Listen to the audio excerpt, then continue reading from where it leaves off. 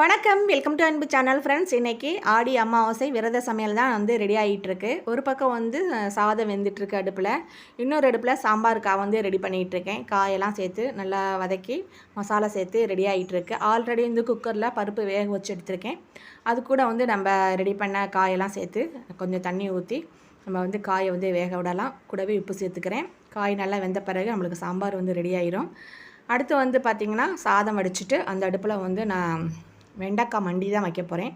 வெண்டைக்காய் நல்லா கழுவி நல்லா காஞ்ச துணியில் தொடச்சி நல்லா சின்ன சின்னதாக கட் பண்ணி எடுத்துருக்கேன். கடாயில் சேர்த்து ஒரு கொஞ்சம் போல் எண்ணெய் சேர்த்து நான் வந்து நல்லா வந்து கிளறி இருக்கிறேன். இந்த வளவளப்பு தன்மை இல்லாமல் இருக்கிறதுக்காக நம்ம வந்து வெறும் இதில் வந்து நல்லா வந்து வெண்டைக்காயை வதக்கி எடுத்துக்கிறது ரொம்ப நல்லது.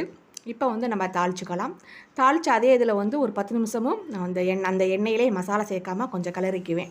அப்போ தான் வந்து வெண்டைக்காய் மண்டி சாப்பிட்றதுக்கு ரொம்ப நல்லாயிருக்கும். இந்த வளவளப்பு தன்மை கொஞ்சம் கூட இருக்காது. இப்போ மசாலா சேர்த்து கொஞ்சம் போல் வந்து புளி கரைச்சி ஊற்றிக்கிறேன். கூடவே கொஞ்சம் உப்பு சேர்த்து நம்ம வந்து மூடி போட்டு வேக விட்டோம்னா நம்மளுக்கு வந்து மண்டி வந்து ரெடி ஆயிரும். அடுத்தது வந்து பார்த்திங்கன்னா உருளைக்கிழங்கு வந்து பிரட்டல் தான் செய்ய போகிறேன். அதுக்கு ஆல்ரெடி உருளைக்கிழங்கு நான் வேக வச்சு எடுத்திருக்கேன். வந்து உரிச்சிட்டு நான் வந்து தோல்லாம் எடுத்துகிட்டு நல்லா சின்ன சின்னதாக கட் பண்ணி எடுத்து வச்சுருக்கேன். இப்போ வந்து நல்லா வெங்காயம் தக்காளி சேர்த்து நல்லா கிளறிட்டு இது கூடவே வந்து மசாலா சேர்த்துக்கிறேன்.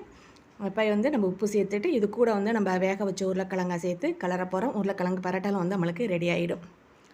அடுத்து வந்து பார்த்திங்கன்னா பாயாசம் வந்து ரெடி பண்ணிகிட்ருக்கேன். பாயாசமும் வந்து நம்மளுக்கு வந்து ரெடி ஆயிடுச்சு. இது கூடவே வந்து நம்ம லாஸ்ட்டாக பால் ஊற்றி இறக்க போகிறோம். அவ்வளோதான், பாயாசம் ரெடி ஆயிடுச்சு. இன்னொரு அடுப்பில் வந்து பார்த்திங்கன்னா வடை தான் வந்து தட்டி போட்டுட்ருக்கேன். வடையும் வந்து எடுத்துகிட்டு வாழைக்காய் வந்து வறுவல் வந்து ரெடி ஆகிட்டுருக்கு.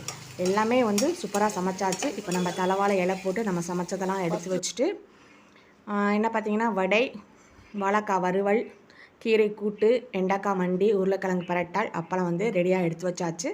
அதேமாரி பாயாசம், சாம்பார், ரசம், தயிர் வந்து எடுத்து வச்சுருக்கேன்.